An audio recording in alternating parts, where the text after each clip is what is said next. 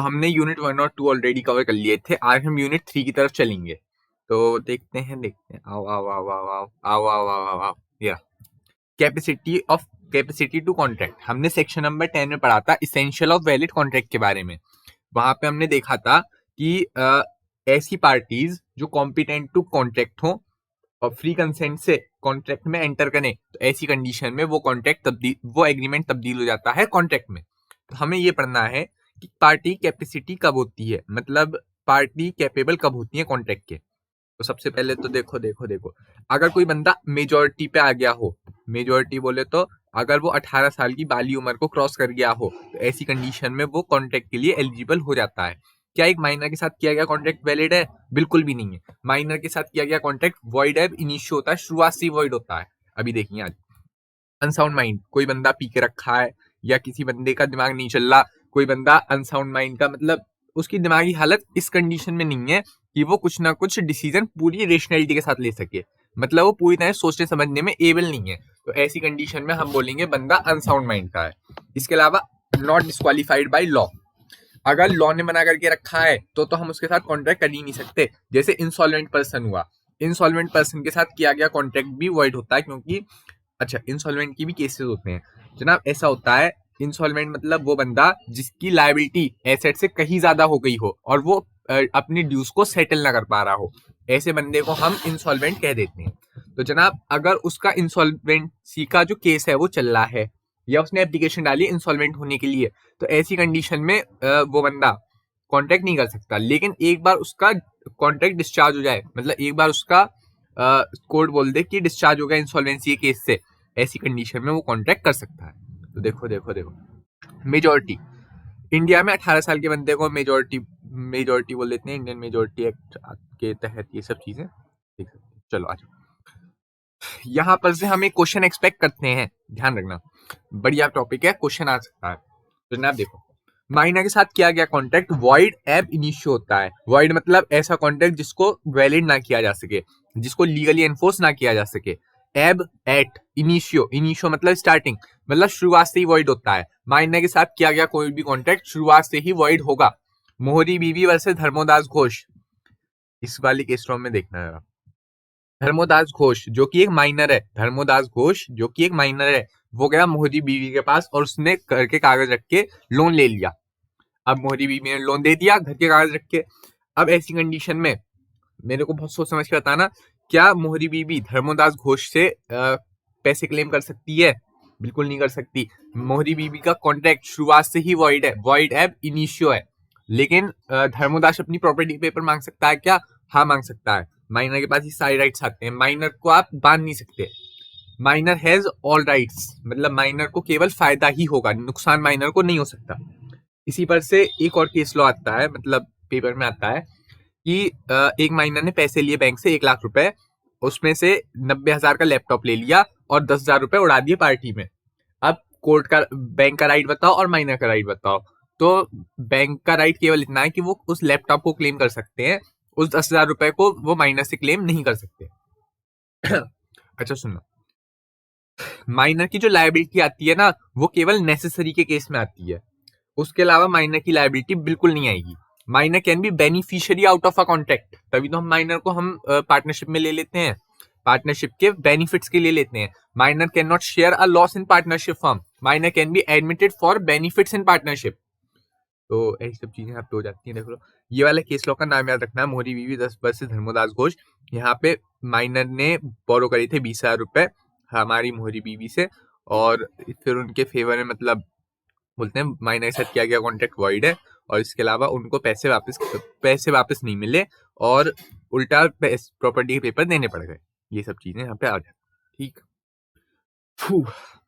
तो सेक्शन 10 की बात चल रही है। सेक्शन 10 वही अपना कैपेसिटी टू कॉन्ट्रैक्ट वाला, मतलब कौन कौन बंदा कॉन्ट्रैक्ट कर सकता है ना, sorry capacity to contract section number 11 है। सेक्शन 10 में आते हैं सारे एसेंशियल्स, पढ़े थे ना वहां पे, कुछ चीजें सेक्शन 10 में देके रखी थी कॉन्ट्रैक्ट बनाने के लिए, कुछ चीजें नहीं थी, वो सारी चीजें कवर होती हैं। अगर कोई बंदा अचानक से मेजर बन जाए, मेरे को याद आया आज तो मेरा बर्थडे है, मैं तो मेजर हो गया, मैं तो 18 साल हो गया, बल्ले बल्ले, ऐसी कंडीशन में वो कॉन्ट्रैक्ट को रेक्टिफाई नहीं कर सकता, मतलब वो कॉन्ट्रैक्ट को चेंज नहीं कर सकता। कॉन्ट्रैक्ट वॉइड है मतलब वॉइड है, उससे आप रेक्टिफाई नहीं कर सकते। Void agreement can never be rectified. इस तरह के एग्रीमेंट को आप कभी रेक्टिफाई नहीं कर सकते। मोहरी बीवी वाला केस था ना, अगर माइनर बड़ा हो जाए और बोले कि मेरा कॉन्ट्रैक्ट सही कर दो, नहीं हो सकता। नया कॉन्ट्रैक्ट बनाओ, नए सिरे से कॉन्ट्रैक्ट करो, चलेगा। उस कॉन्ट्रैक्ट को सही नहीं कर सकते। माइनर बेनिफिट ले सकता है, जैसे पार्टनरशिप फर्म में हम एडमिट कर लेते हैं पार्टनर को, बेनिफिट्स ऑफ पार्टनरशिप में ये सब चीजें कवर हो जाती है। Minor can always plead minority. क्या माइनर ये बोल सकता है, मैं तो एक भोला सा प्यारा सा मासूम सा बच्चा हूँ, मैं तो एक भोला भाला प्यारा सा मासूम सा बच्चा हूँ, मेरे साथ ऐसा करोगे आप, मेरे को जेल में डालोगे। माइनर ऐसा बिल्कुल बोल सकता है। Minor can plead minority. Minor minority के लिए प्लीड कर सकता है, मतलब गिड़गिड़ा सकता है कि मैं तो माइनर हूँ, मेरे साथ ऐसा मत करो। इसके अलावा देखो यहाँ पर रूल ऑफ एस्टोपल माइनर के खिलाफ नहीं लगता। एस्टोपल मतलब होता है भोलापन। इसका केस सुनना, भोलेपन वाला केस सुनना कि मैंने आप मतलब जैसे जैसे जैसे जैसे मैं आपके साथ मैनेजर के पास गया और आप मैनेजर से मैंने बोला मेरी गारंटी पे लोन दे दो, मैं आपको जानता ही नहीं हूँ, मैं आपको जानता ही नहीं हूँ, और मैं आपके साथ मैनेजर के पास गया और बोला मैनेजर साहब इसको लोन दे दो, मेरी गारंटी है। तो क्या मैनेजर मुझसे क्लेम कर सकता है? हाँ कर सकता है। इसको बोलते हैं एस्टॉपल का केस। तो जनाब जब मैं भोलेपन से या मतलब वैसी मतलब मेरे सामने कोई चीज हो रही है, मैं उसे रोकते हुए मतलब भोलेपन से जो काम हो जाता है उसे बोलते हैं एस्टॉपल का केस। तो जनाब minor can always plead minority. Minor minority के लिए बोल सकता है, मैं बोल सकता है कि मैं माइनर हूं, मेरे साथ ऐसा मत करो, मैंने तो भोलेपन में ऐसा काम कर दिया, मैंने अनजाने में ऐसा कर दिया, मेरे को पता ही नहीं था। सारी की सारी लायबिलिटी आ जाती है मेजर के ऊपर। सुनना, अगर आप माइनर के साथ कॉन्ट्रैक्ट करते हो तो बहुत ही सोच समझ के कॉन्ट्रैक्ट करना, क्योंकि माइनर की लायबिलिटी बहुत ही लिमिटेड केसेस में आएगी, और अगर लायबिलिटी आ भी गई तो उसकी एसेट से ज्यादा लायबिलिटी हो ही नहीं सकती। चलो आ जाओ। लेकिन हाँ, नेसेसरी के लिए माइनर की लायबिलिटी रहेगी। ऐसा किसने बोल दिया कि नेसेसरी के लिए लायबिलिटी नहीं रहेगी माइनर की? तो इसका जो क्वेश्चन आता है लायबिलिटी फॉर नेसेसरी का, उसका हम आंसर लिखते हैं सेक्शन 11 प्लस सेक्शन 68। सेक्शन 68 हमसे डील करता है क्वासी कॉन्ट्रैक्ट के बारे में। क्वासी कॉन्ट्रैक्ट हमने पढ़े थे ना, जो कि एक्चुअल कॉन्ट्रैक्ट नहीं है उन दोनों के बीच, लेकिन क्वासी कॉन्ट्रैक्ट उनके बीच में एक्चुअल कॉन्ट्रैक्ट नहीं है, लेकिन फिर भी लॉ बोलता है कि तुम्हारे बीच में कॉन्ट्रैक्ट है। जैसे खोया हुआ सामान ढूंढ के लाना, वहां पे हम दोनों के बीच में कॉन्ट्रैक्ट थोड़ी है कि मैं तुम्हारा खोया हुआ सामान ढूंढ के लाऊंगा। लॉ बोलता है ढूंढ के देना पड़ेगा। अगर तुम्हारे हाथ में लगा है तो तुम्हें हर वो कोशिश करनी पड़ेगी कि ट्रू ऑनर मिल जाए। अपना सामान समझ के रख मत लेना, हालांकि इंडिया में रख लेते हैं लेकिन कोई दिक्कत नहीं है। चलो सेक्शन नंबर 68 जो कि क्वासी कॉन्ट्रैक्ट के बारे में बात करता है, वो बोलता है लायबिलिटी के केस में ऐसे बंदे की भी लायबिलिटी आएगी जो बंदा एलिजिबल ना हो, मतलब ऐसा कोई बंदा हो जो कि कॉन्ट्रैक्ट नहीं कर सकता, फिर भी उसकी लायबिलिटी आएगी नेसेसरी के केस में। अब सुनना, नेसेसरी का मतलब क्या होता है? ऐसा कोई सामान जो लाइफ को सपोर्ट करे, ऐसा कोई सामान जो लाइफ को सपोर्ट करे। यहाँ पे स्टेशन क्यों लिखा है? स्टेशन मतलब होता है जीना, स्टे वो वाला स्टे है, ये वो रेलवे स्टेशन वाला स्टेशन नहीं है। ऐसा कोई सामान जो कि लाइफ जीने में हेल्प करे, या फिर उसके पास नेसेसरी सप्लाई ना हो उस चीज की सफिशिएंट सप्लाई ना हो। ऐसा थोड़ी है कि मेरे पास करोड़ों का गेहूं पड़ा हुआ है और फिर आप नेसेसरी के नाम पे मेरे को गेहूं सप्लाई कर रहे हो, ऐसी चीजें नहीं चलेंगी। नेसेसरी का मतलब वो चीजें होती हैं जो कि इसेंशियली जरूरी होती हैं जीने के लिए। ठीक, अब सुनना, यहाँ पर लग्जरी, कॉस्टली या अननेसेसरी चीजें बिल्कुल कवर नहीं होती।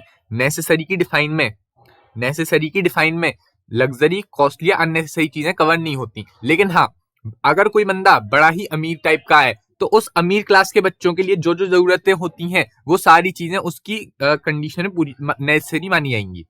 जैसे मैं मिडिल क्लास बंदा हूँ, मेरे लिए बहुत ही सिंपल चीज है, जैसे मतलब बहुत ही बेसिक चीजें नेसेसरी के केस में आएंगी।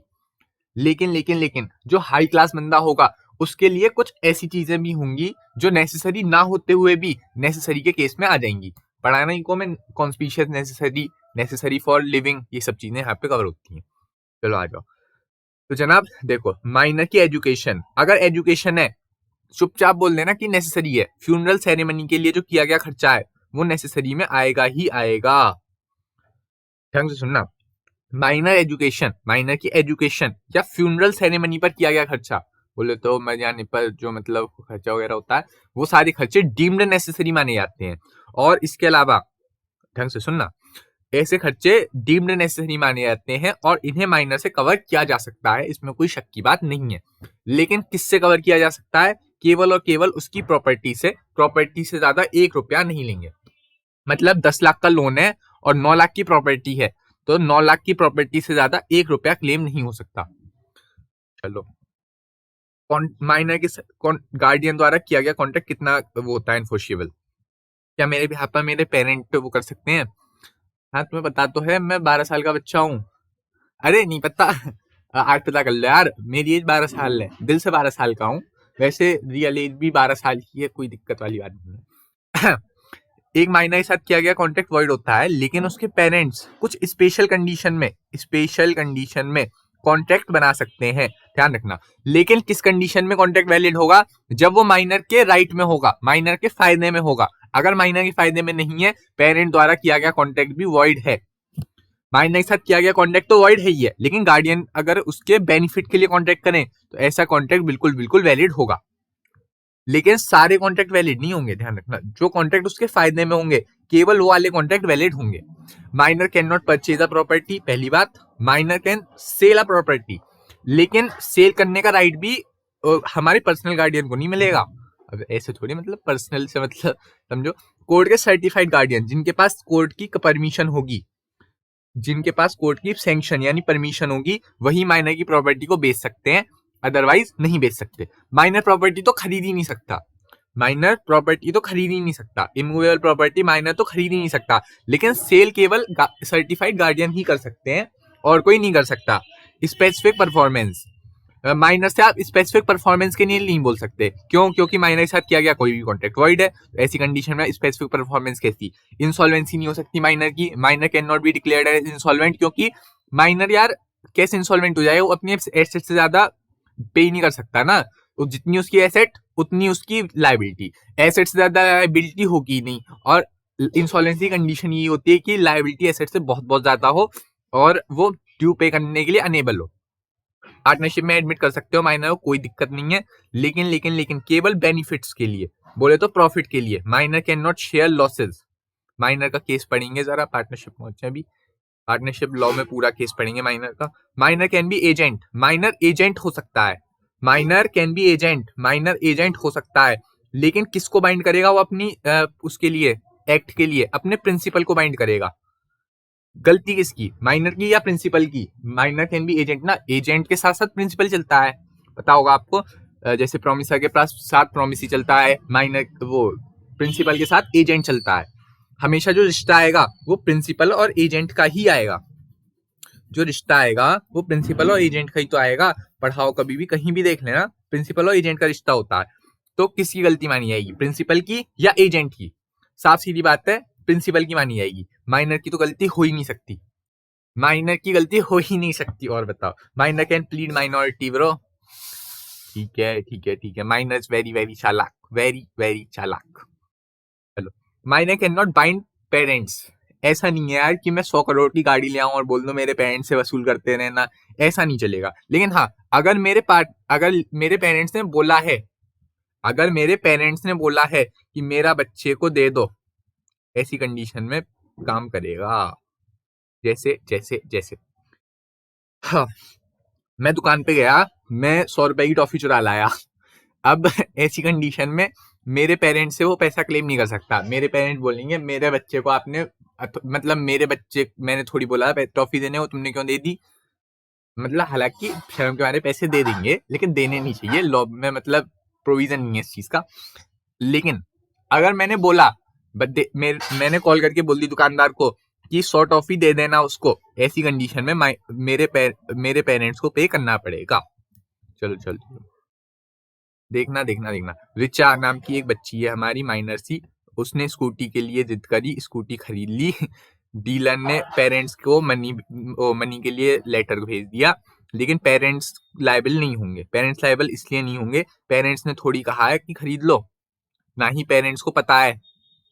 ऐसी कंडीशन में पेरेंट्स की लायबिलिटी थोड़ी बना दोगे। ऐसे तो मैं कल को कुछ भी खरीद लाऊं, पेरेंट्स को लायबिलिटी ठहरा देंगे, बात खत्म। तो इसीलिए minor can not bind his guardian. ठीक, चलो, joint contract by minor and adult. Minor और एडल्ट अगर साथ मिलकर कोई कॉन्ट्रैक्ट करते हैं तो लायबिलिटी किसकी आएगी? एडल्ट की ही आएगी, माइनर की लायबिलिटी आ ही नहीं सकती। बोल तो दिया, कितनी बार बोलूं एक ही चीज। केस लॉ का नाम हो सके तो याद कर लेना, वरना जरूरी नहीं है सोच। वो वाला याद करना है, मोहरी बीवी वर्सेस धर्मोदास घोष। माइनर के साथ किया गया कॉन्ट्रैक्ट वॉइड है, इनिशियो होता है, वो लिखने का काम आता है बीच बीच में। माइनर के लिए अगर कोई बंदा श्योरिटी दे रहा है, श्योरिटी बोले तो गारंटी देते हैं ना लोन के साथ साथ में। जब पर्सनल लेवल का लोन लेते हैं तो उसके साथ गारंटी आती है। तो जनाब अगर कोई बंदा गारंटी दे रहा है माइनर की, तो लायबिलिटी किसकी? माइनर की या उस बंदे की? लायबिलिटी उस बंदे की ही रहेगी, माइनर की लायबिलिटी आ ही नहीं सकती। अच्छा, अगर कोई सी मेजर के लिए आप गारंटी दे रहे हो तो पहले वो उस बंदे के गेट खटखटाएंगे। अगर बाई चांस वो लोन ना दे पाए फिर आपके गेट खटखटाएंगे। लेकिन माइनर केस में माइनर के पास जाएंगे ही नहीं, आपके गेट खटखटाएंगे हमेशा। Minor can be share holder. Minor वैसे शेयर होल्डर नहीं हो सकता, क्योंकि शेयर होल्डर की लायबिलिटी होती है up to unpaid amount of share. लेकिन अगर फुली पेड अप शेयर खरीद भी लो, तो ऐसी कंडीशन में माइनर की लायबिलिटी नहीं रहेगी, और ऐसी कंडीशन में minor can be share holder. ठीक। टॉर्ट का मतलब होता है सिविल रॉन्ग। ऐसी सिविल रॉन्ग बोले तो कुछ उल्टा ही पुल्टा काम कर डाला, गलत काम कर डाला, ऐसी कंडीशन में माइनर की लायबिलिटी आएगी। उन्होंने बड़े अजीब से एग्जाम्पल दे के रखे हैं, मेरे को समझ ही नहीं आते क्या है। कि एक बंदे ने एक बंदे ने घोड़ा उधार लिया, अपने दोस्त को दे दिया, उसके दोस्त ने घोड़े को मार दिया, अब माइनर की लायबिलिटी आएगी। ये बातें हमारे दिमाग से परे हैं ब्रो, इनका मेच्योरिटी लेवल कुछ अलग ही लेवल का है, कह नहीं सकते कुछ। चलो, सेक्शन नंबर 12 हमसे बात करता है अनसाउंड माइंड के बारे में। ये सेक्शन याद करने की जरूरत नहीं है। सेक्शन नंबर 10 तो आपको याद हो जाएगा कि कॉन्ट्रैक्ट वाला, essential of contract. Section number 11 capacity के बारे में बात करता है, जो कि माइनर कैपेसिटी थी। सेक्शन नंबर 11 और 68 माइनर नहीं, 11 तो माइनर के बारे में बात करता है पूरी। सेक्शन नंबर 68 जो बात करता है वो हमसे नेसेसरी के बारे में बात करता है। सेक्शन नंबर 68 पढ़ेंगे हम यूनिट 6 में, कोई दिक्कत नहीं है। चलो देखो, अनसाउंड माइंड का बंदा, साउंड माइंड बोले तो अच्छे दिमाग का बंदा। तो कोई बंदा अगर ओकेजनली साउंड माइंड का होता है, और कभी कभी अनसाउंड माइंड का हो जाता है, तो जब वो साउंड माइंड का है उससे डिसीजन करवा लो, बात खत्म। साउंड माइंड बोले तो ऐसी कंडीशन जहां पे बंदा सोच सके, समझ सके, पूरे होश और हवास में। बोलते हैं मैं पूरे होश और हवास में बोलता हूँ कि कॉन्ट्रैक्ट पूरा है, तो ऐसी कंडीशन में जब वो मेंटली वेल हो, मतलब पूरे होश और हवास में हो, ऐसी कंडीशन में ही उसका कॉन्ट्रैक्ट वैलिड माना जाएगा, वरना नहीं माना जाएगा। चलो, डिस्क्वालिफाइड पर्सन बोले तो जैसे जो लोग फॉरेन सोवेनियर या एम्बेसडर वगैरह के साथ आप कांटेक्ट नहीं कर सकते, और इसके अलावा एलियन एनिमी हुए अपने, ये सब चीजें। एलियन फ्रेंड के साथ कर सकते हो क्या? हाँ कर सकते हो। एलियन फ्रेंड में दिक्कत क्या है ये तो बताओ। एनिमी में दिक्कत है, एलियन एनिमी मतलब विदेशी देश का एनिमी, एलियन फ्रेंड मतलब दूसरे देश का फ्रेंड, बात खत्म। तो दूसरे देश के फ्रेंड के साथ उसमें थोड़ी दिक्कत है, दिक्कत आएगी तब जब वो एलियन एनिमी होगा। तो फ्री कंसेंट, जब दो लोग सेम चीज को सेम सेंस में एग्री कर दें उसको बोलते हैं फ्री कंसेंट होना। एक शब्द लिखो, कंसेंसस एड ईडम। इसको बोलते हैं कंसेंसस एड ईडम। दोनों लोग सेम सेंस में सेम चीज को एग्री करें, इसको बोलते हैं कंसेंसस एड ईडम। ठीक। अब सुनो, ओ गांव वालों सुनो, हाँ तुमसे ही बोल रहा हूँ। चलो तो सेम चीज को सेम सेंस में एग्री करे, ऐसी कंडीशन में इसको बोलते हैं कंसेंट होना, फ्री नहीं, कंसेंट होना। कंसेंट बोले तो मैंने बोला लाल गाड़ी बेचनी है मैंने बोला लाल गाड़ी बेचनी है और आपने भी समझा लाल गाड़ी ही बेचनी है, तो ऐसी कंडीशन में हम दोनों की कंसेंट मिल गई, हम दोनों के विचार मिल गए, इसको बोलते हैं कंसेंट। लेकिन अगर मैंने बोला लाल गाड़ी बेचनी है, आपने समझा काली गाड़ी बेचनी है, ऐसी कंडीशन में इसको बोलते हैं कंसेंट ना होना, कंसेंट नहीं होगी। फ्री कंसेंट तो चलो दूर की बात रही, हमारे बीच में कंसेंट ही नहीं है। कंसेंट का मतलब होता है सेम चीज को सेम सेंस में समझ के एग्री कर दें, ठीक है। अगर सेम चीज को सेम सेंस में नहीं समझा तो ऐसी कंडीशन में कॉन्ट्रैक्ट हो जाता है पूरी तरह से वॉइड। कॉन्ट्रैक्ट का मीनिंग ही क्या रहेगा जब उसका सब्जेक्ट मैटर ही नहीं पता एक दूसरे बंदे को। ठीक है। अब देखो फ्री कंसेंट का मतलब होता है जिसमें 5 चीजें ना हो। पहला आता है coercion, C for coercion, C for crime, C for coercion, C for crime.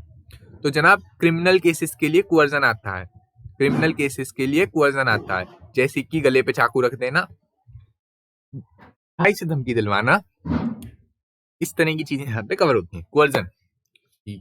Undue influence, undue influence, undue influence cover होता है उसके तहत कि मॉरल प्रेशर।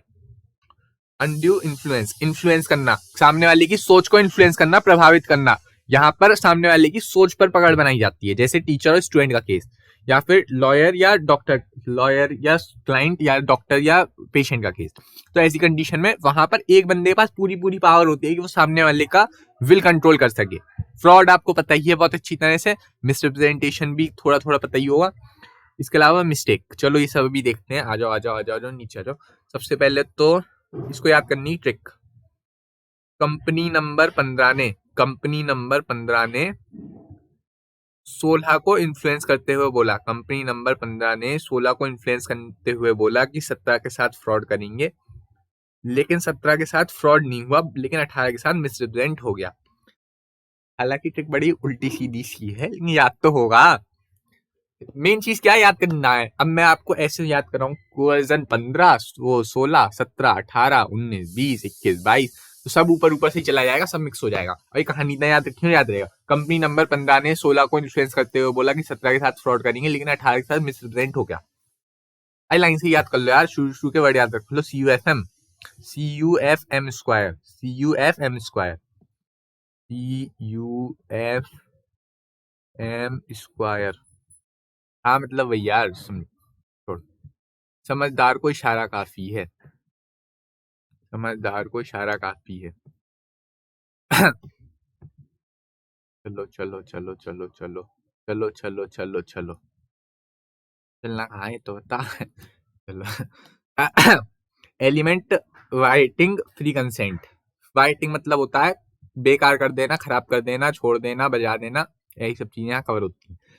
एलिमेंट वाइटिंग, वाइटिंग मतलब है तोड़ देना, फ्री कंसेंट को हटा देना। मतलब ऐसी कौन सी कंडीशन है जहां पे फ्री कंसेंट नहीं रहेगी। सबसे पहले कोअर्जन, कोअर्जन का मतलब होता है कमिटिंग, कुछ ऐसा कर देना या धमकी देना कि मैं कर दूंगा कुछ ऐसा काम जो कि आईपीसी ने मना करके रखा है।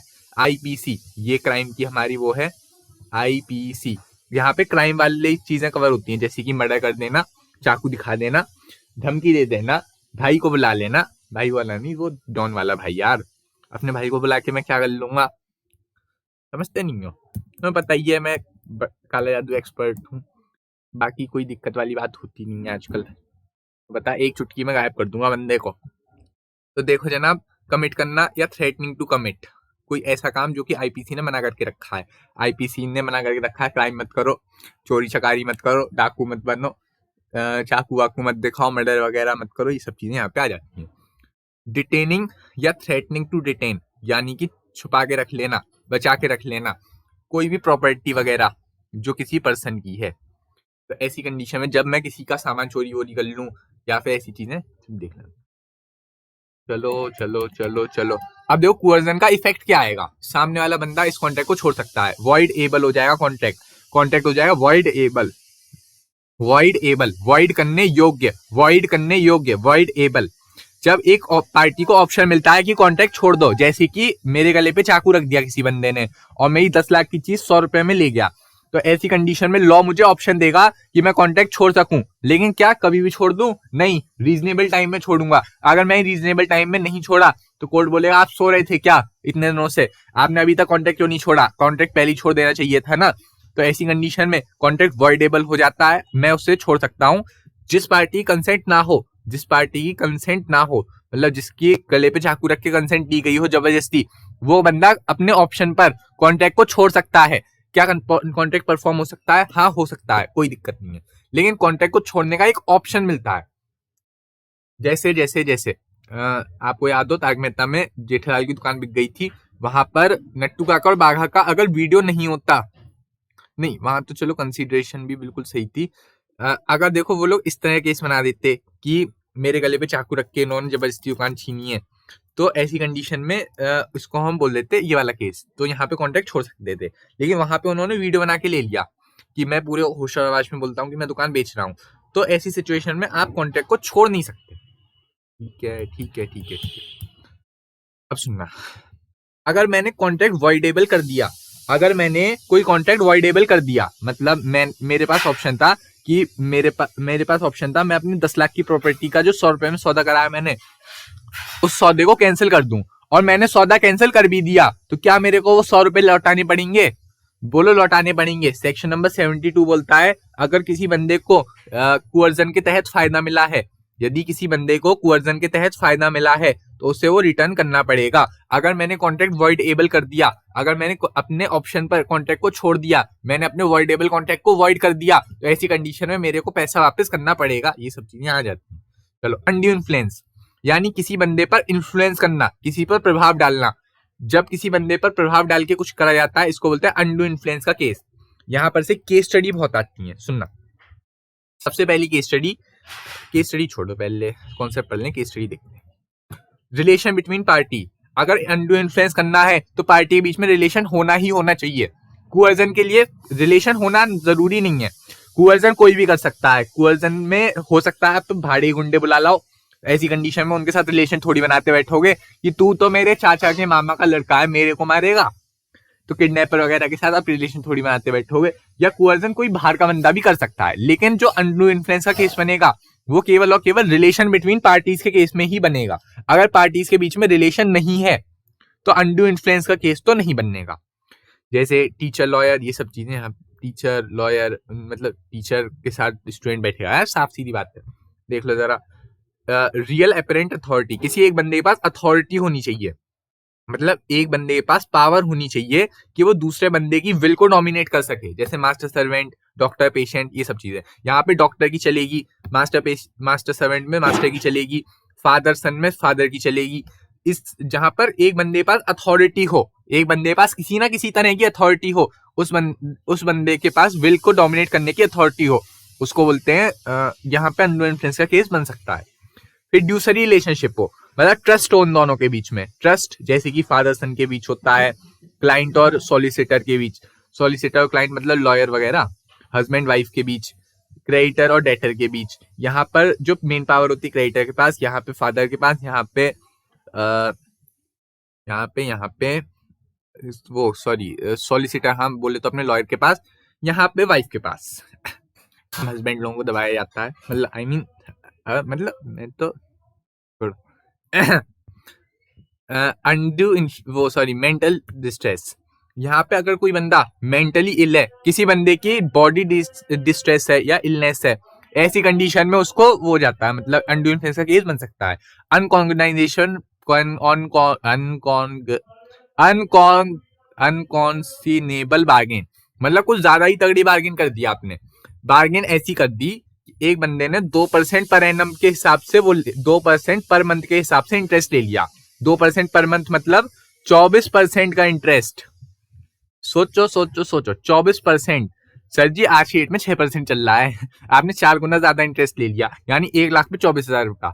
आज की डेट में करीब 6-7% अगर आप सिक्योर उससे लोगे तो करीब 6-7 हजार पड़ेगा। इन्होंने तो ले लिया 24% per year per annum.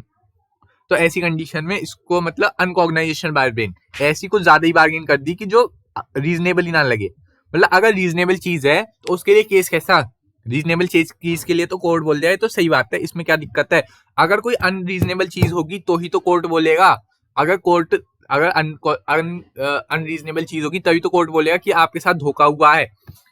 Undue advantage लेना इनका मेन एम होना चाहिए। अगर आपका मेन एम अनड्यू एडवांटेज लेना नहीं है तो केस ही कैसी दिक्कत क्या है, आपको दिक्कत ही तो होनी चाहिए कुछ, तभी तो काम बनेगा।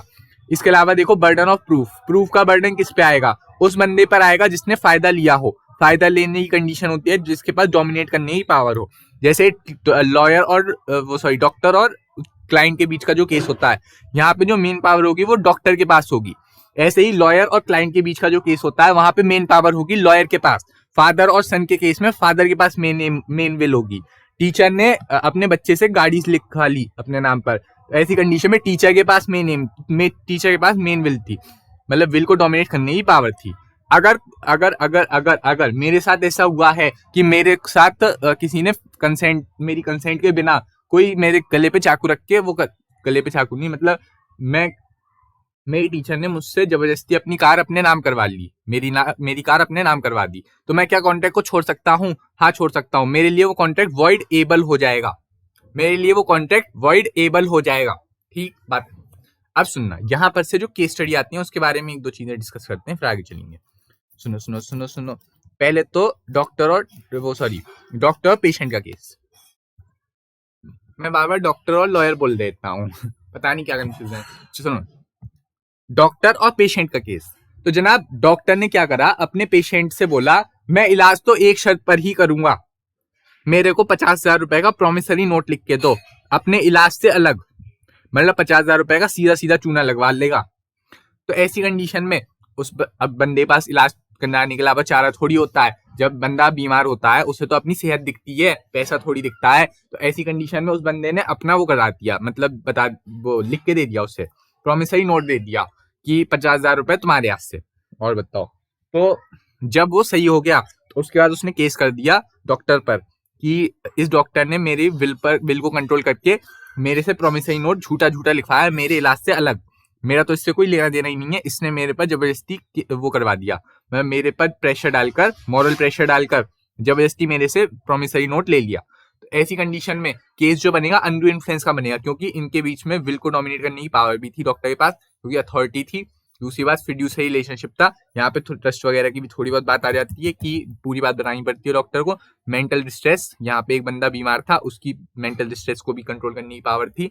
अनकॉग्नाइजेशनल बार्गेन, 50,000 रुपए किस बात के, और वो भी चलो 50,000 सही है, कोई दिक्कत नहीं है, वो भी उससे अलग, मतलब क्या बोलते हैं, 50,000 रुपए अगर आप उसके ले रहे हो अपनी फीस वगैरह के तो भी चलता है, फीस वगैरह से अलग ले रहे हो ये नहीं चलेगा। अनडू इन्फ्लुएंस, क्या आपको नहीं लगता डॉक्टर ने अनडू एडवांटेज लिया? हाँ लिया, सही है। बर्डन ऑफ प्रूफ किसके ऊपर आएगा? डॉक्टर के ऊपर, कि मैं डॉक्टर प्रूफ करना पड़ेगा कि मैंने कुछ गलत काम नहीं करा। चलो चलो चलो चलो, देखो इन्होंने केस स्टडी देखे रखी है ये केस स्टडी अपने आप में बड़ी ही शर्मसार कर देने वाली है। इस प्रकार की घटनाओं को हम सपोर्ट नहीं करते हैं, आप केवल एजुकेशन पर्पज से ही पढ़िए इसको, अन्यथा इसे सीरियसली लेने की जरूरत नहीं है।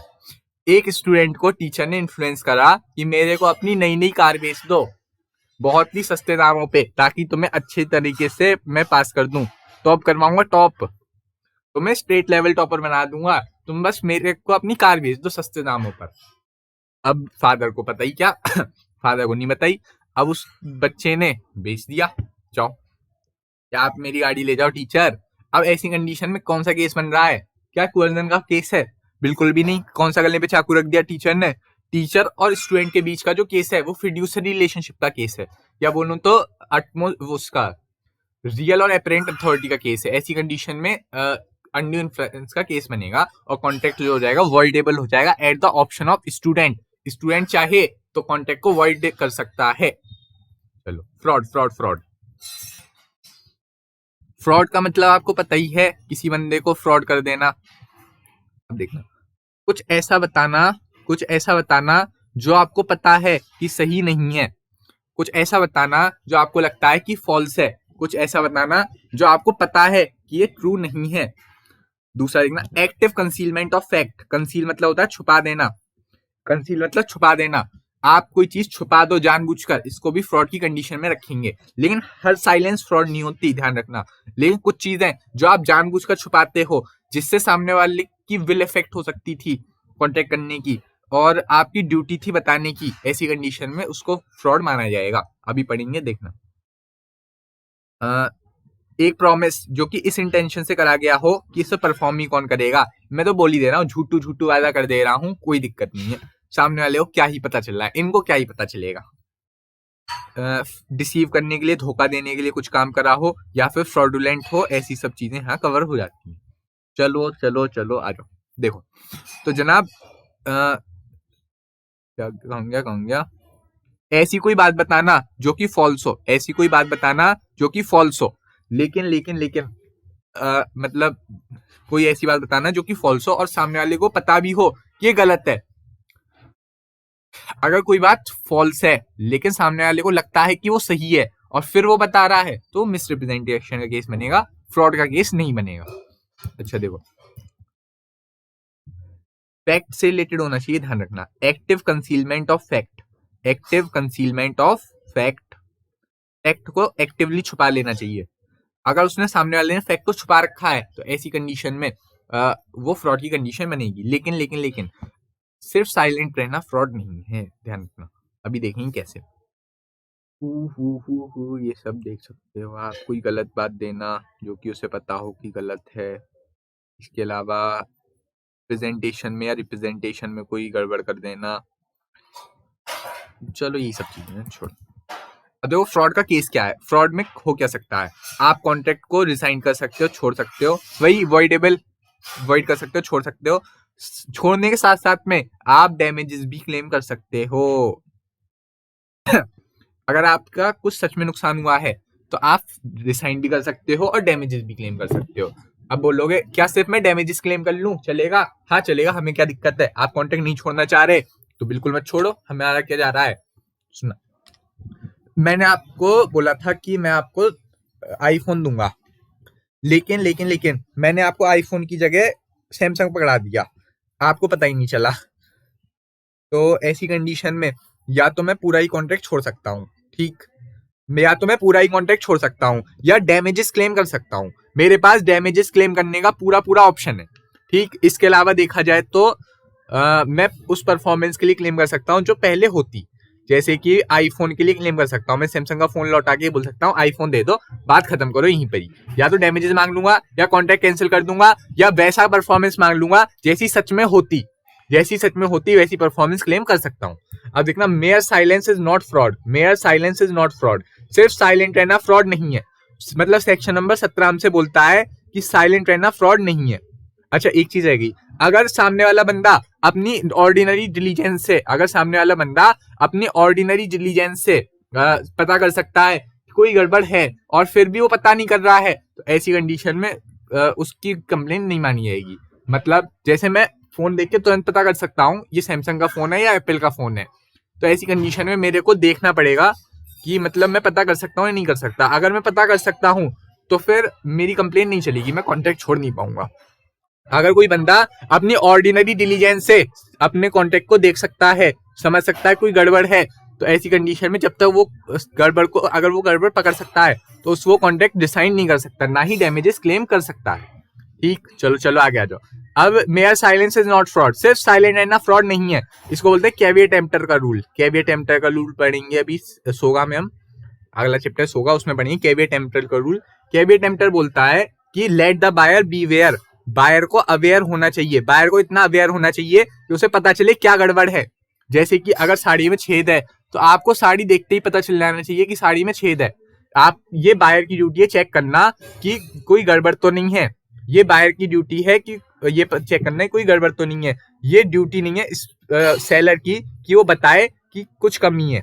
जैसे एच ने कुछ पिग बेचे डब्लू को और एच को अच्छी तरह पता है कि पिग्स को फीवर हो रहा है, लेकिन उसने बात डब्लू को नहीं बताई, तो ऐसी कंडीशन में कॉन्ट्रैक्ट वॉइडेबल नहीं रहेगा।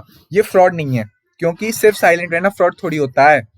ए ने बी को हॉर्स भेज दिया और बी को पता, ए को पता है कि हॉर्स अनसाउंड माइंड का है, तो ऐसी कंडीशन में उसका कॉन्ट्रैक्ट बिल्कुल बिल्कुल वैलिड रहेगा, ये फ्रॉड नहीं माना जाएगा। लेकिन साइलेंस फ्रॉड इन कंडीशंस में होती है। क्वेश्चन देख के रखना, यहाँ पर से क्वेश्चन बनता है ब्रो। अच्छा सेक्शन कौन सा लगाओगे? सेक्शन नंबर 17, क्योंकि 17 की तो बात चलिए पूरी है, फ्रॉड वगैरह सब 17 में कवर होता है। Mayor silence is not fraud, सिर्फ चुप रहना फ्रॉड थोड़ी है। सिर्फ चुप रहने का मतलब फ्रॉड नहीं होता ब्रो। अगर कुछ ऐसी कंडीशन होती है जहां पर चुप रहना फ्रॉड होता है, जैसे कि कॉन्ट्रैक्ट ऑफ गुड फेथ, यूबारी माई फेडी, यूबारी माई फेडी मतलब होता है अटमोस्ट गुड फेथ का कॉन्ट्रैक्ट। जैसे कि शादी का केस हुआ, शादी के केस में कॉन्ट्रैक्ट में सब कुछ बताना पड़ता है, शादी के केस में सब बताना पड़ता है। फिड्यूसरी रिलेशनशिप के केस में भी सब बनाना पड़ता है। फिड्यूसरी रिलेशनशिप जैसे इंश्योरेंस का केस हुआ अपना, डॉटर वगैरह का केस। फिड्यूसरी रिलेशनशिप मतलब जहाँ पे फेथ वगैरह का रिलेशन आ जाए, जैसे अपने बच्चों के साथ, अपने उसके साथ नियर रिलेशन के साथ, ये सब चीजें। फादर डॉटर का केस, लॉयर क्लाइंट का केस, डॉक्टर पेशेंट का केस, ये सब चीजें यहाँ पे कवर हो जाती हैं। इसके अलावा शादी का केस, शादी का फैमिली सेटलमेंट का केस, शेयर अलॉटमेंट का केस। जब कंपनी शेयर अलॉट करती है तो वो सारी बातें बताती है कि हमारी कंपनी ऐसी है, हमारी कंपनी ये करेगी वो करेगी। प्रोस्पेक्टस में सब लिखा होता है लाइन से, तो कंपनी को सब बताना पड़ता है। अगर कंपनी नहीं बताती तो ये फ्रॉड की कंडीशन में आ जाता है। तो सिर्फ चुप रहना फ्रॉड नहीं है, लेकिन ऐसी कंडीशन में जहां पे पर्सन की ड्यूटी होती है बोलना, जहां पे पर्सन की ड्यूटी होती है बोलना, वहां पर इसको फ्रॉड माना जाता है। कौन सी कंडीशन में होती है पर्सन की ड्यूटी बोलना? जैसे फिड्यूशियरी रिलेशनशिप है, यहाँ पे आप कुछ छुपा के नहीं रख सकते।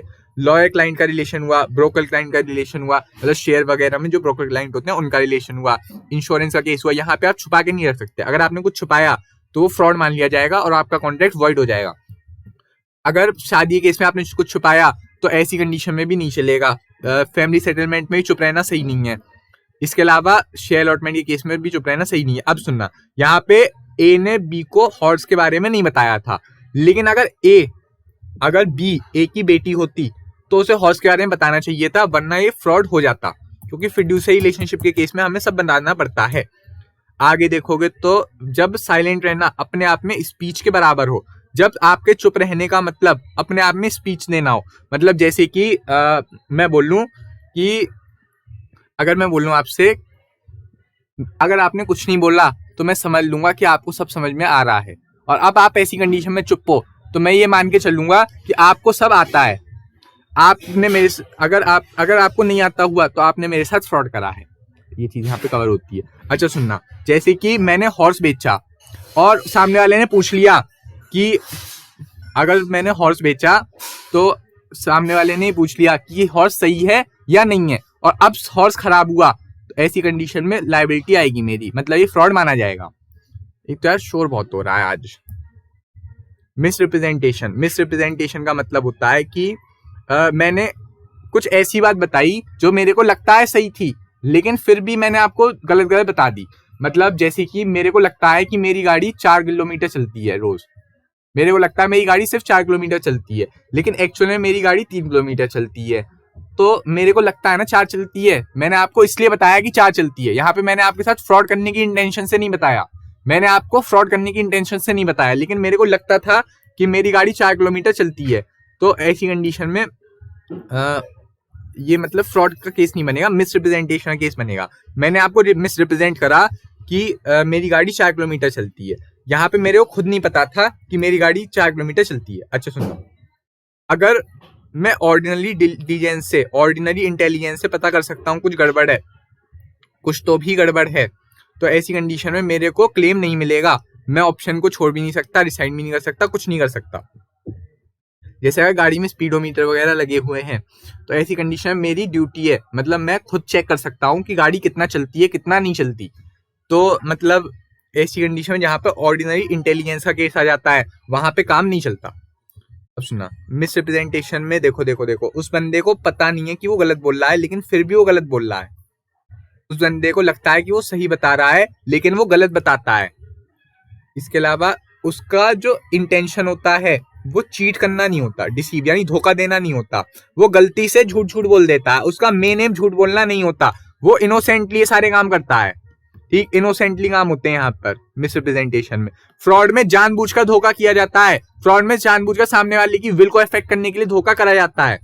ठीक, अब देखो कुअर्जन और अनड्यू इन्फ्लुएंस। कुअर्जन बोले तो ऐसी वहां पर जहाँ पे फिजिकल फोर्स या थ्रेट होती है, मतलब धमकी वगैरह दी जाती है, फिजिकल फोर्स लगाया जाता है। Criminal activity, C for coercion, C for criminal activity. Undue influence हमने भी पढ़ा, मॉरल प्रेशर देना।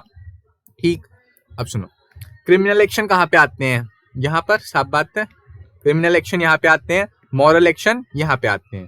ठीक है, पार्टी के बीच में रिलेशन होना चाहिए क्या? बिल्कुल नहीं होना चाहिए, यहाँ पे रिलेशन होना चाहिए। ठीक, तभी जब रिलेशन होगा तभी तो अनड्यू इन्फ्लुएंस बनेगा। कौन कौन कर सकता है? कोई भी कर सकता है, यहाँ तो बाहर के बंदे को बुला लो, भाड़े गुंडे, और यहाँ पे केवल वही बंदा जो पार्टी टू कॉन्टेक्ट हो, जैसे डॉक्टर पेशेंट में डॉक्टर ही कर सकता है जिसके पास विल हो, जिसके पास पावर हो। यहाँ पर कॉन्टेक्ट वॉइड एबल हो जाता है, यहाँ पे कॉन्ट्रैक्ट वॉइड एबल हो जाता है, और यहाँ पर भी कॉन्ट्रैक्ट वॉइड एबल हो जाता है। लेकिन यहाँ पर जो मेन पावर मिलती है वो कोर्ट को मिलती है, ध्यान रखना। यहाँ पर कोर्ट डिसाइड करता है क्या करना चाहिए। हालांकि कॉन्ट्रैक्ट वॉइड एबल हो जाता है, लेकिन कोर्ट भी डिसाइड कर सकता है कि क्या करना चाहिए। अगर किसी बंदे को फायदा मिला है इसके तहत अगर किसी बंदे को फायदा मिला है कोर्जन के तहत, तो उसे सेक्शन 72 के अंडर में सारी चीजें वापस करनी पड़ती है। सेक्शन 72 हमसे क्वासी कॉन्ट्रैक्ट के बारे में ही बात करता है, यूनिट 6। चलो, इसके अलावा देखा जाए तो यहाँ पे कोर्ट डिसाइड करता है कितनी लायबिलिटी बनेगी कितनी नहीं बनेगी। ये वाला डिफरेंस रट के जाना, सीधा सीधा डायरेक्ट क्वेश्चन बन रहा है। 2 4 6 मतलब जब जाना इसको पूरा 6 के 6 पॉइंट, 6 नंबर क्वेश्चन बन रहा मस्त। मतलब 5 का ही आएगा, 6 का नहीं आता, 5 का ही क्वेश्चन आएगा यहाँ से देखना। चलो, फ्रॉड। फ्रॉड बोले तो फ्रॉड सिंपल सी बात है, फ्रॉड कर दिया, डिसीव कर दिया, धोखा कर दिया। Active concealment of fact, fact को जानबूझ के छुपा लेना, कुछ ऐसा प्रॉमिस करना जो कि मेरे को पता है मैं पूरा ही नहीं करूंगा। मिस रिप्रेजेंटेशन बोले तो कुछ ऐसी चीज जिसका इंटेंशन, मेन इंटेंशन सामने वाले को धोखा देना ना हो। धोखा देना मेन एम नहीं है मेरा। यहाँ पे पता होता है सामने वाले को कि मैं झूठ झूठ बता रहा हूँ, यहाँ पे लगता है कि मैं सही बता रहा हूँ लेकिन होता वो गलत है। अगर अगर अगर मैं कॉन्ट्रैक्ट को, यहाँ पे फ्रॉड होता है तो मैं कॉन्ट्रैक्ट को छोड़ सकता हूँ और डैमेजेस क्लेम कर सकता हूँ, लेकिन यहाँ पर मैं कॉन्ट्रैक्ट को केवल छोड़ सकता हूँ लेकिन डैमेजेस क्लेम नहीं कर सकता। ध्यान रखना, ठीक। जब उसको पता है कि मैं गलत नहीं बता रहा, जब उसको लगता है कि मैं गलत नहीं बता रहा, उस बंदे को तो ये लगता था मैं सही बता रहा हूँ, तो यहाँ पे मैं डैमेजेस क्लेम नहीं कर सकता।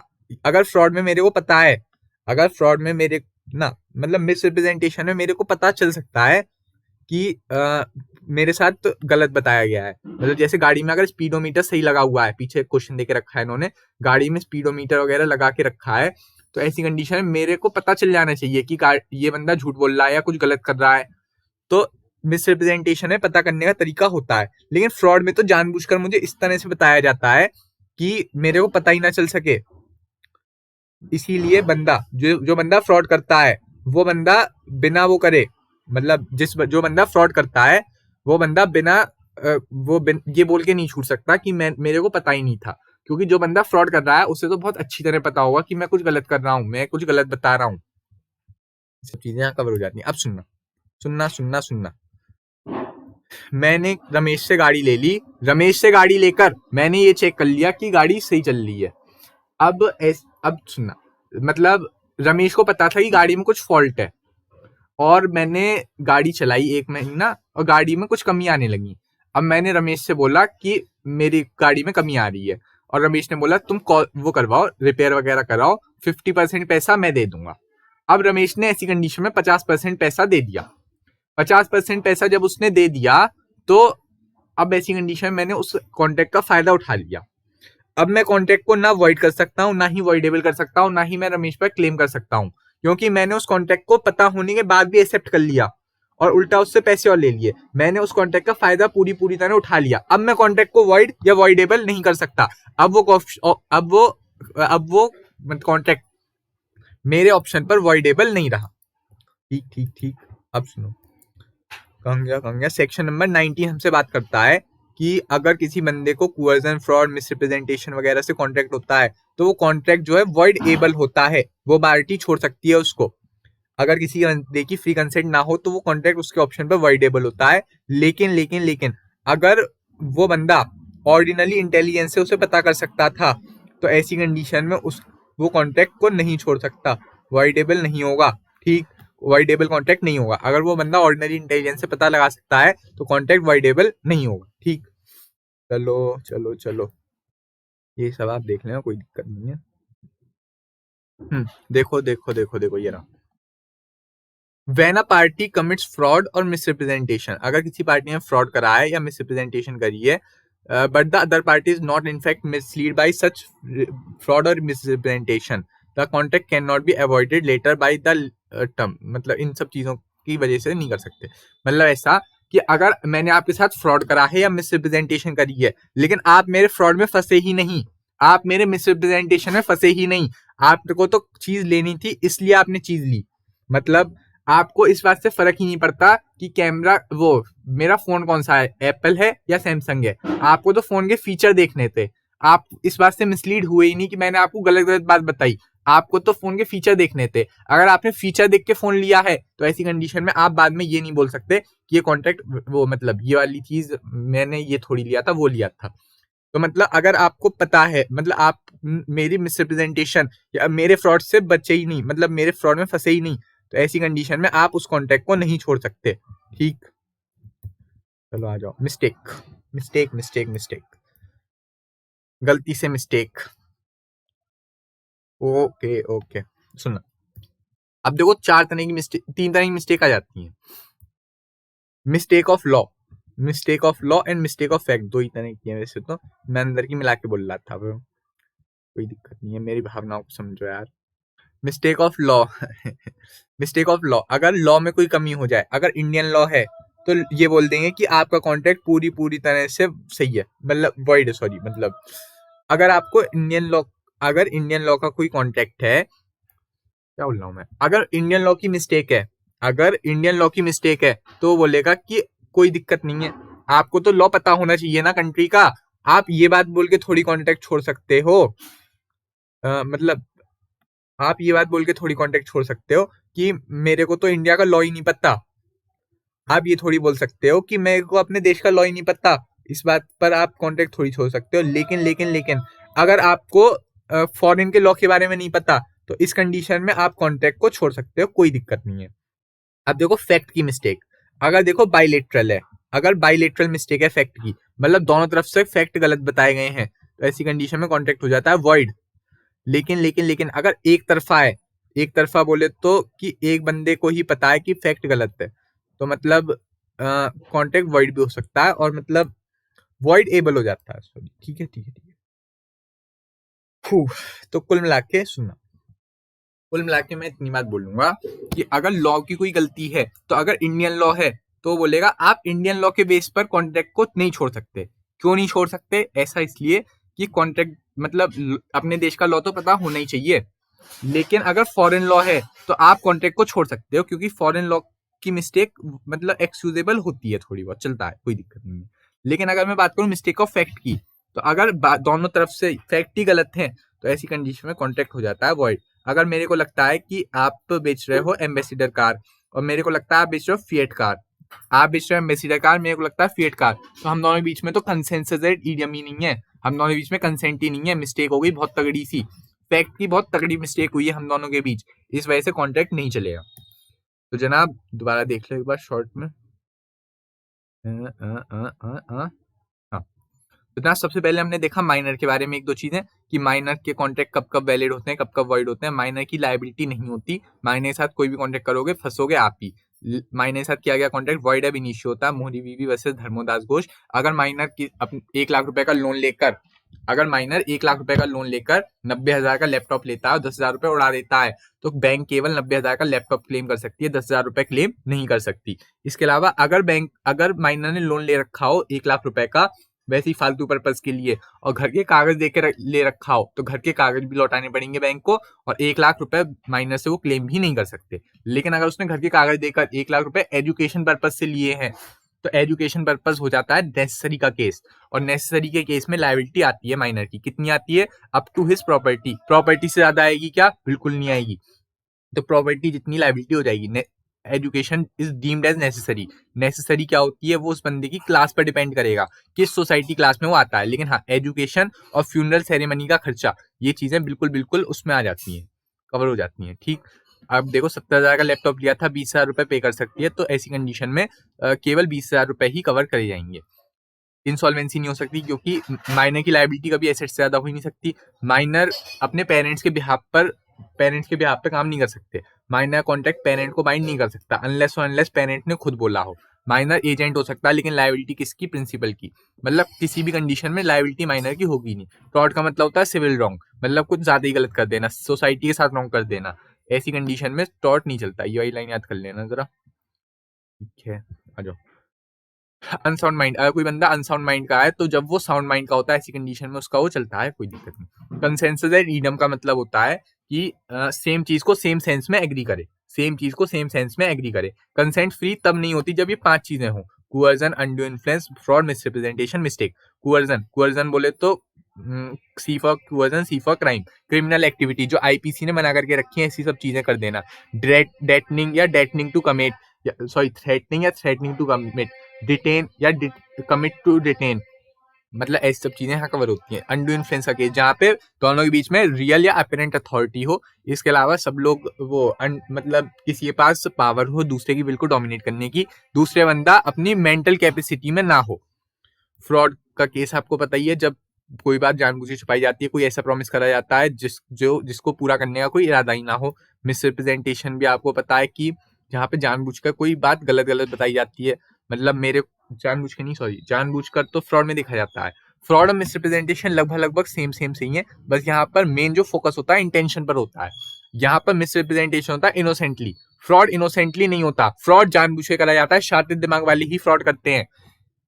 वो होता है चोरी कोई भी कर सकता है, स्कैम केवल दिमाग वाले लोग ही कर सकते हैं। चलो अच्छा, मिसरिप्रेजेंटेशन में आपने कोई कॉन्टेक्ट किया और उसका आपने बाद में फायदा उठा लिया। मैंने बोला 50% पैसे क्लेम कर दिए, मतलब 50% का वो कर दिया कंपनसेशन क्लेम। तो ऐसी कंडीशन में आप अब कॉन्ट्रैक्ट को वॉइड नहीं कर सकते, क्योंकि आपने कॉन्ट्रैक्ट का फायदा उठा लिया। आपको कमी पता होने के बाद भी आपने कॉन्ट्रैक्ट का फायदा उठा लिया। भले आपके साथ फ्रॉड हुआ हो, भले आपके साथ मिसरिप्रेजेंटेशन हुआ हो, लेकिन आपने उस कॉन्ट्रैक्ट का फायदा उठा लिया। ऐसी कंडीशन में आप उस कॉन्ट्रैक्ट को नहीं छोड़ सकते। और एक चीज और देखो, मिस्टेक मतलब वही मिस्टेक हो जाना। अगर फैक्ट की मिस्टेक है तो कॉन्ट्रैक्ट वॉइड है। हम दोनों के बीच में कंसेंसस ईडम ही नहीं बैठेगी, हम दोनों के बीच में कंसेंट ही नहीं बैठेगी, तो कंसेंट फ्री होने का तो बहुत दूर का सवाल। अच्छा, मिस्टेक और किस तरह की हो सकती है? लॉ की। अगर इंडियन लॉ है तो कोर्ट बोलेगा आपको इंडिया के लॉ के बारे में तो पता होना ही चाहिए। इंडिया के लॉ के बारे में नहीं पता तो आपने करा क्या इंडिया में रह के? क्यों रह रहे हो? क्या कर दिया देश में? क्या उखाड़ लिया तुमने? तो ऐसी कंडीशन में मतलब जो वो क्या बोलते हैं, मिस्टेक इंडियन लॉ की नहीं चलती, लेकिन हाँ फॉरेन लॉ की मिस्टेक के लिए आप वो छोड़ सकते हो, कॉन्ट्रैक्ट वॉइड कर सकते, वॉइडेबल हो जाता है कॉन्ट्रैक्ट, कोई दिक्कत नहीं है। कोअर्जन आपको पता ही है, क्रिमिनल एक्टिविटी, अनड्यू इन्फ्लुएंस वही है अपना। इसमें वो प्रॉमिसरी नोट वाला एग्जांपल याद रखना, डॉक्टर और प्रॉमिसरी नोट। डॉक्टर ने प्रॉमिसरी नोट लिखवा लिया 50,000 का अपने उसके लिए, मतलब अपने अपने क्लाइंट से 50,000 का प्रॉमिसरी नोट लिखवा लिया। तो ऐसी सिचुएशन में मतलब चल जा, मतलब क्या बोलते हैं, उससे अलग लिखवाया उसने, डॉक्टर ने जो प्रोमिसरी नोट लिखवाया है वो अपने इलाज से अलग लिखवाया है। तो ऐसी चीजें नहीं चलती, वो अनड्यू इन्फ्लुएंस का केस बनता है। लेकिन हाँ, अगर इन सब चीजों के करने के बाद भी आपकी विल अफेक्ट ही नहीं हो रही, आप इन सब चीजों की वजह से कॉन्ट्रैक्ट में आ ही नहीं रहे हो, तो आप कॉन्ट्रैक्ट नहीं छोड़ सकते। अगर आपके पास ऑर्डिनरी इंटेलिजेंस से पता करने की पावर हो तो भी आप कॉन्ट्रैक्ट को नहीं छोड़ सकते। ऑर्डिनरी इंटेलिजेंस बोले तो जैसे फटी हुई साड़ी का छेद, तो आपको साड़ी का छेद अलग दिखना चाहिए ना, तो आप इन चीजों पर कॉन्ट्रैक्ट को वाइड नहीं कर सकते। एक काली जैकेट है जिसको व्हाइट चींटियों ने कुतर कुतर के खाया है, ब्लैक वेलवेट को व्हाइट आंट ने कुतर कुतर के खा लिया। कैसी विडंबना है देखो। अब वो साफ दिख रहा है कि पूरी जैकेट कटी फटी है और आप उसे फिर ले आते हो, फिर बाद में आप बोलते हो कि नहीं मैं तो कॉन्ट्रैक्ट को अवॉइड करूंगा। नहीं चलता ना, आपको अलग देख के पता चलना चाहिए ना कि कुछ गलती है, कुछ तो गड़बड़ है। ऐसी सब चीजें कवर होती हैं। Mayor silence is not fraud, सिर्फ चुप रहना फ्रॉड नहीं है सर जी, सिर्फ चुप रहना फ्रॉड नहीं है। लेकिन कुछ कंडीशन फ्रॉड है, दो कंडीशन फ्रॉड है, जब उस पर्सन की ड्यूटी हो बोलना और उसका ना बोलना इक्विवेलेंट टू स्पीच हो। जब उसका ना बोलना इक्विवेलेंट टू स्पीच हो, मतलब उसका ना बोलना ही बोलना हो या फिर उसकी ड्यूटी हो बोलना। अब ड्यूटी कब होगी बोलना? जब एक तो गुड फेथ का कॉन्ट्रैक्ट हो। गुड फेथ का कॉन्ट्रैक्ट होता है इन 5 कंडीशन में: शादी, insurance, family settlement, share allotment और फिड्यूसरी रिलेशनशिप, यानी कि मेरे जो फादर बेटी का रिलेशन, उन क्लाइंट और लॉयर का रिलेशन, डॉक्टर पेशेंट का रिलेशन, ये सब इसमें कवर हो जाते हैं अटमोस्ट गुड फेथ में। यू बारी माई फेदी। तो जनाब, अगर ए का हॉर्स पागल है तो उसे बात बी को नहीं बतानी पड़ेगी, लेकिन अगर बी ए की बेटी है तो उसे बात बतानी पड़ेगी। अगर ए बी की बेटी है तो वो आ गए फिड्यूसरी रिलेशनशिप में, और फिड्यूसरी रिलेशनशिप में चुप रहना फ्रॉड केस बराबर होता है। यहाँ पर फ्रॉड के केस में एक वो लग जाता है कैविएट एम्पटर का रूल। कैविएट एम्पटर बोलता है let the buyer beware. Buyer को पता होना चाहिए कि वो क्या खरीद रहा है। मार्केट इज ओपन, मार्केट पूरी तरह से खुला पड़ा है, बायर अपनी मर्जी से सामान लेगा, तो बायर को पता होना चाहिए वो क्या ले रहा है, उसको पूरी देखकर सोचकर समझकर सामान लेना चाहिए। ठीक, ये सब चीजें यहाँ कवर हो जाती। चलो चलो चलो, फ्रॉड और मिसरिप्रेजेंटेशन हमने देख ही लिया था, ये देख ली। हाँ, मिसरिप्रेजेंटेशन इनोसेंटली करते हैं तो पता ही है आपको। चलो हाँ, तो खत्म ये हमारा वो ट्रिक तो आपको याद हुई गई होगी। कंपनी नंबर 15 ने 16 को इन्फ्लुएंस करते हुए बोला कि 17 के साथ फ्रॉड करते हैं, लेकिन उन्होंने 18 को मिसरिप्रेजेंट कर दिया। ठीक है, उसके बाद के जो सेक्शन है अपने 19, हाँ 19 वाला जो सेक्शन है, 19 वाला सेक्शन ये बात करता है कि कॉन्ट्रैक्ट वॉइड होता है, वॉइडेबल होता है, ये सब चीजें यहाँ कवर हो जाती है। थोड़ा सा और बच रहा है, इसको हम एक और लेक्चर में कवर करेंगे। ठीक है, मिलते हैं कल आपसे, तब तक के लिए पढ़ते रहें, धन्यवाद।